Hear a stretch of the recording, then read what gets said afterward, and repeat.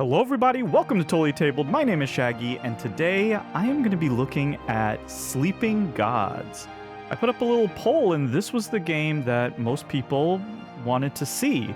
A few people expressed concerns about spoilers, and I can completely understand those concerns because I myself have avoided all video on this game because I didn't want to be spoiled. So here's what I'm going to do. So in this video, we're going to be doing a sort of rules overview, and we're going to go through the opening tutorial where there's no decisions made, there's, no cards get, flipped up or anything. There's really no spoilers involved. It's just sort of a tutorial to walk through to learn the game. And then, if you've already played the game or you're not worried about spoilers, you can watch the second video where we're really going to dive in and start playing. So I tell you what, let's just get started. So I went ahead and I set up the game for a full playthrough, not just for the tutorial. So there's some extra components out here, but I just wanted to make sure everything would fit in the screen. They told us to turn Mac face down. She's not available at the moment. Captain Sophie Odessa, April 27th, 1929. After 8 years of brooding silence, I received a telegram from my father. Taken ill, come soon. I set out with the crew of the Manticore with a stoic resolve to make it to New York. We were 3 days out of Hong Kong when we got caught in the worst storm I'd ever seen. When the sky finally cleared, we found ourselves in strange waters. The horizon was hazy, the only visible landmark a tall rock sticking out of the water nearby. Atop it sat a woman with a nest of gray hair, waving a 10-foot fishing pole through the muggy air.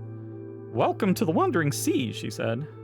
"You may think you are dreaming, but you are not the ones who sleep. The gods of these seas are trapped in a sleep as deep and binding as death. Their power over this world is dormant, chained by ungrateful mortals. But they have brought you here from a distant world to help them awaken. You must do this if you wish to return home." "The gods?" I asked. "Who else?" the woman cackled. "You must seek their totems hidden throughout this archipelago. With enough totems, you may wake the gods and they may send you home, a reward for your service. Many have perished trying. You will also likely die, but good luck." I asked where we might find the nearest port, but the woman vanished. We turned north as night fell. Too dazed from the journey and the alien world in which we now found ourselves, we did not notice the dark, narrow ship pursuing us until it was too late. Surprised and terrified screams erupted from the crew as bull-headed men poured onto our deck. The monster's eyes burned with a hellish flame, and their language was a guttural fit of barking and braying. There was little we could do. They took the ship, and we prayed for mercy with bound hands and bruised heads. You awaken on cold dirt. Most of your crew lie next to you, bound with the same crude rope that bites at your wrists and ankles. Your body aches, and your clothes drip with dew, but there are no guards in sight, and there are sharp rocks nearby. So now we have a bit of a choice. We can either do A, cut the rope bindings on nearby rocks, which would require a cunning of 5, or we can do B, wiggle free of the rope bindings, which would require strength of 5. Now the tutorial is telling us that we should go ahead and try to do A. So we're going to try to cut the ropes, which is going to require a cunning of 5. And the cunning symbol is, I guess that's a little wolf. So as you can see here, Captain Odessa, she has all 5 of the different sort of skill symbols. And a few of our people here, Marco has a cunning, Kasumi has a cunning. To have our crew members contribute their cunning to this particular challenge, we have to place a fatigue token on them. And the tutorial is telling us, let's put a fatigue token on Captain Odessa and Marco Reyes. The first fatigue token you put face down. If you ever give a character a second fatigue, it goes face up, and it shows that they're a little bit tired, so they're gonna hit for a little weaker, and at the most, each character can have 2 fatigue. You can never put a third fatigue on.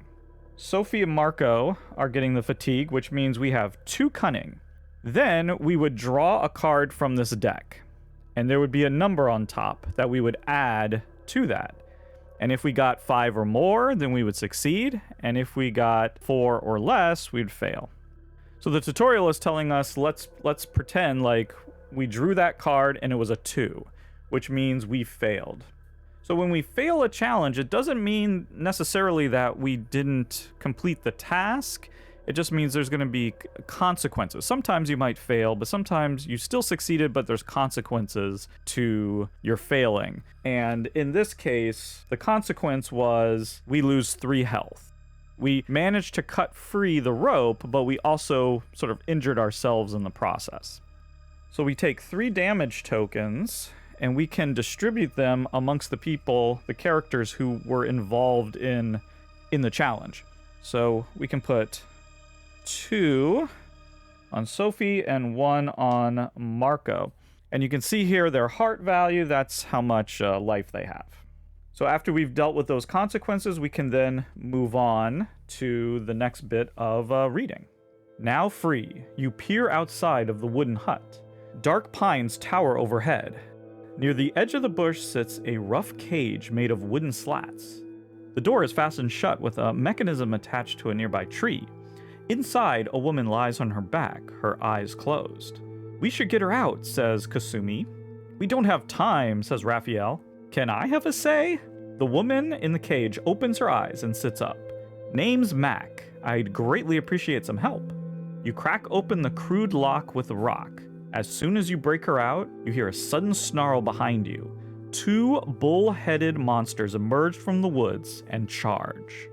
And it says Combat 1 and 2. It also says we may now turn Mac's crew board face up, and we can use her for this combat. So we've freed Mac from her prison, and now we're in combat. So because it said Combat 1 and 2, it means we take from this combat deck, numbers 1 and 2.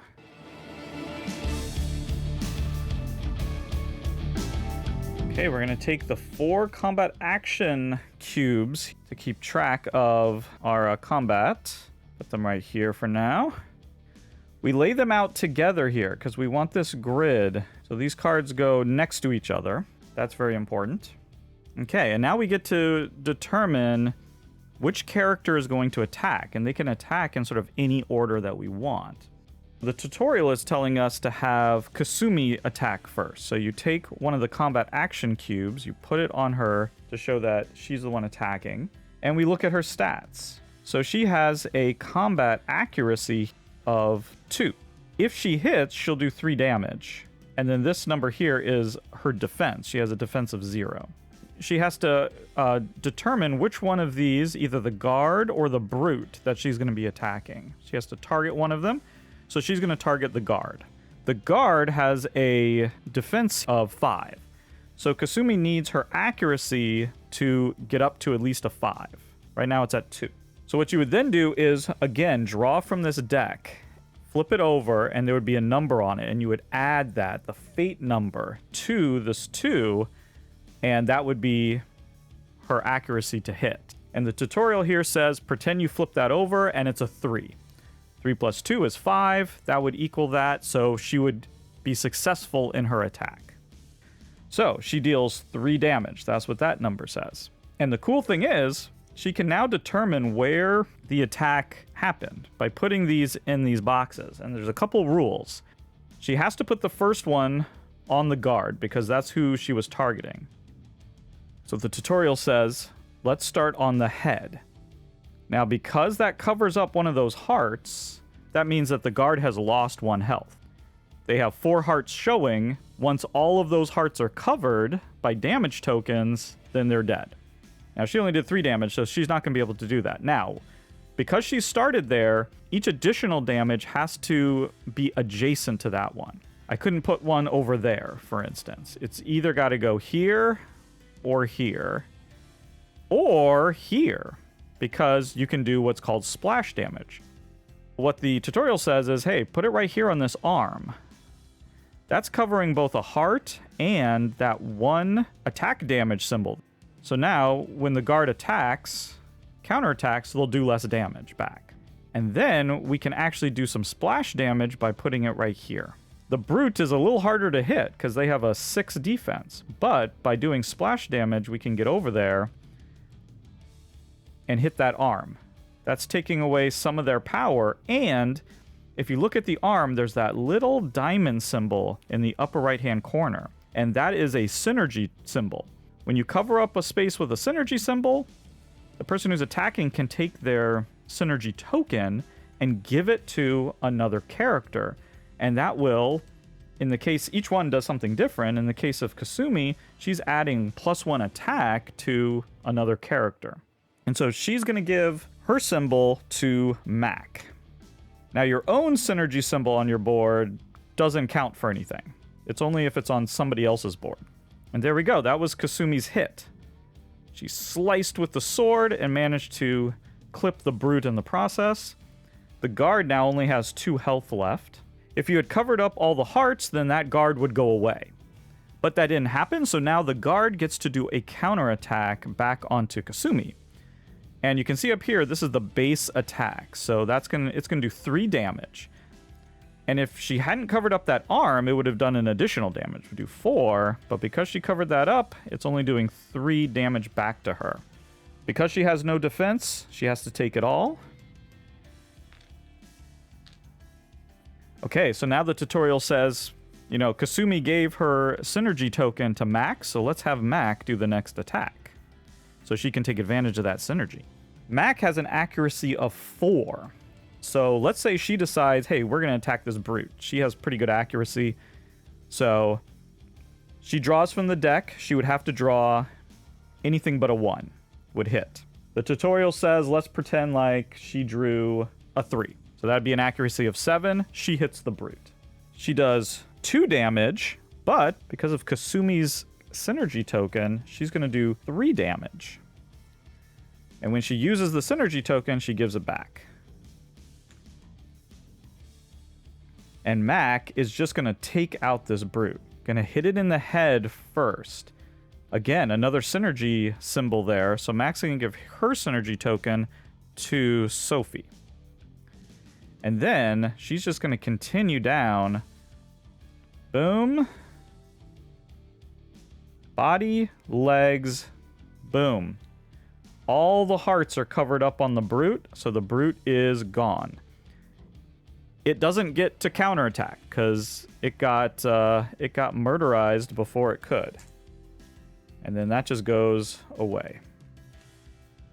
Let's have the captain go.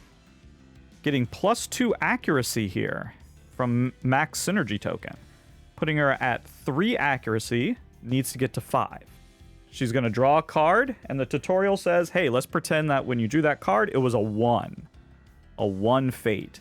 Which means she's only at 4. She actually misses. She has to give this back.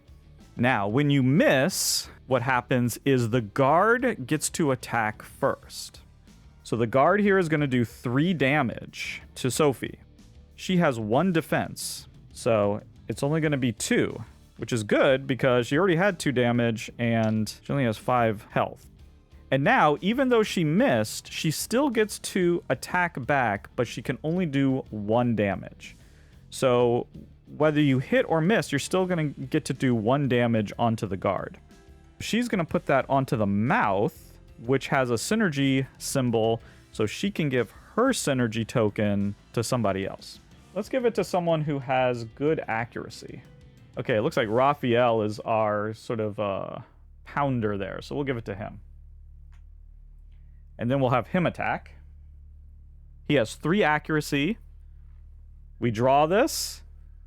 And let's say that he drew a 2. 3 plus 2 is 5. He would get to hit first. And destroy the Mythen Guard. Boom. And that would be combat over. You take these and you put them back in numerical order onto this monster deck. Didn't need that synergy token. And there we go. We're all done with combat. We can now go to the last part of the story. You head down the path to a beach, and the crew mutters relieved oaths at the sight of your ship, the Manticore, anchored nearby. When you climb aboard, you find Gloria, the ship's purser, tied up on the quarterdeck. What a lovely trip this has been, she says with a smirk. Mac thanks you for saving her and explains that the gods brought her here as well. I'm from the States, Atlanta originally. But I've been lost for 15 years, she says. I tried to get home, gave up for a while, then tried again. I'm willing to join you, but I lost all the totems that I found. So we're starting from scratch. Can I give you some ideas about where to start looking? You nod. Then let's get going. So it says to place the ship miniature onto the atlas in the sea region containing location 2, which I have done here. Place the ship board and ship action figure above the atlas. So here's the ship board, here's the action figure. Restore all crew health. Oh, that's nice. Remove all crew fatigue. Gain 3 coins, 1 grain, and starting adventure cards. Gloria, soup, gear, and flapjacks. It also says to gain quests 1 and 2, and then return to the ship.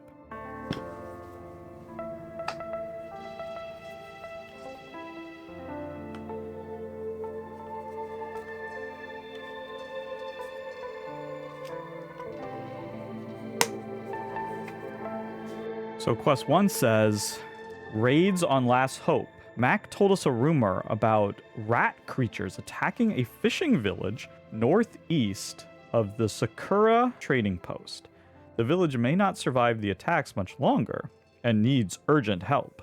And then we also have Annie's cottage. Mac is on her way to search the cottage of an old treasure hunter named Anne, or Annie. Perhaps something there will help us get home. The cottage is near a bridge north of the Sakura trading post. So a bridge north of there. Now, because we're playing a 1-player solo game, we flip the board to the 1 to 2 side. On the other side is the 3 or 4 player board. Okay, and now it's instructing us to do the event card setup. So we take the deadly event cards, the perilous event cards, and the mild event cards. We shuffle each deck separately, and we're gonna draw 6 random perilous cards. I mean, these are the deadly ones. 6 deadly, and then we're gonna do 6 perilous and 6 mild to form the event deck. Okay, we're then gonna shuffle up this market deck.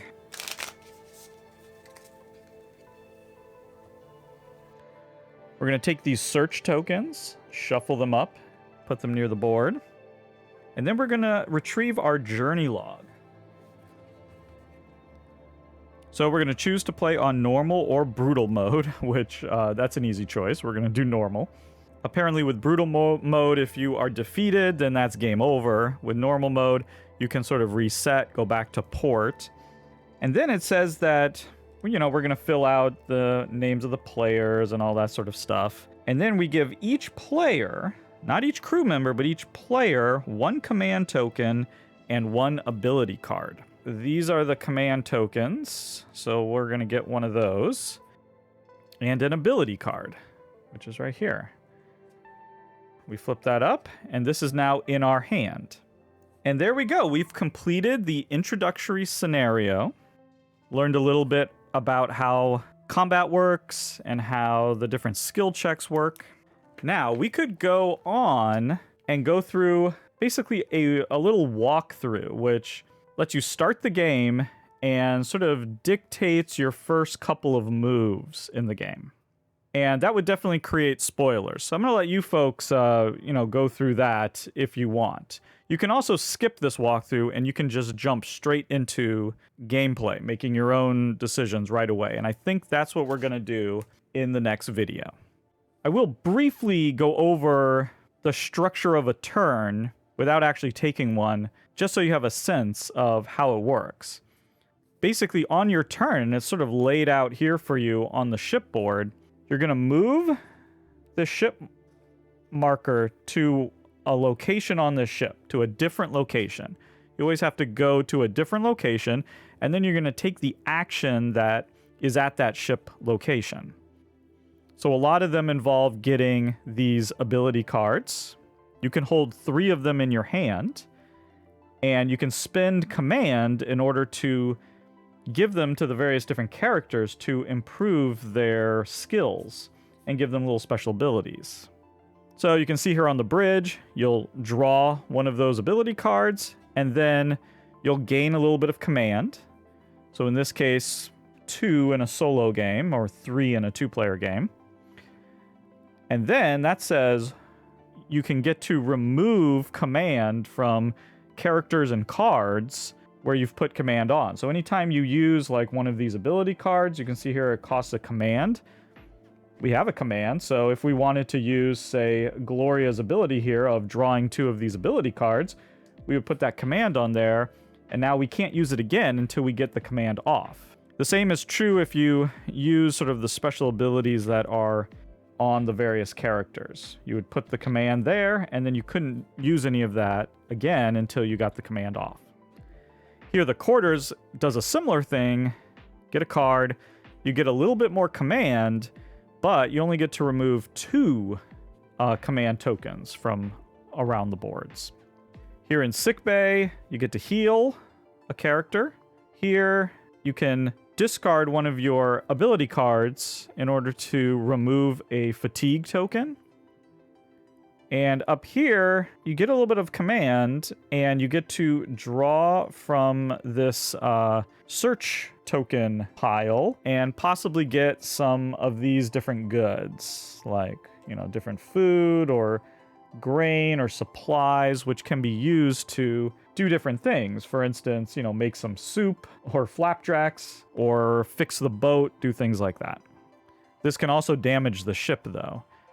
And you can see there's little spots for damage tokens where you can put these on. And if a spot has all of their damage locations filled, then you can't go back there until you've cleared those off. Once you're done taking a ship action, you then draw the top event card, resolve that. It might have an ongoing effect. And then you get to do 2 actions out of these 4 actions. You can do actions multiple times. You can do them in any order. Here you can travel with the ship, and you can see here you're using that particular skill there in order to do it. So you can always at least move 1 space on this on the map. But if you want to move a little faster, you have to get some more of that skill. When you do this travel action, you can only activate 1 character, right? So we could activate Audrey here if we wanted to get that 1 skill, and then you would draw just like normal. You can also do an explore where you can sort of explore one of these locations that are in the region where your ship is, right? So right now we could explore 2, or we could explore 174. If you're in a space with a market token, like right there or right there, then you can go to the market. You can draw 7 of these item cards and purchase them with your money. And then if you're in a location where there's a port symbol, like right here at the trading post, you can do port actions, which are displayed on this right here. You can spend 4 money to go to the inn, which will let you remove a fatigue and heal 2 on each crew member. You can go to the shipyard, and you can do all of these, as many of these as you want. You can go to the shipyard, you can repair your ship by spending either a coin or a material that you might have gathered. You can also go to the healer to spend a coin to completely heal each character. So each character will cost 1 coin to completely heal. You can do as many characters as you want. And then you can also spend XP that you're getting for doing various things to get these upgrade, like level cards, so you can start to upgrade your characters with new abilities and skills.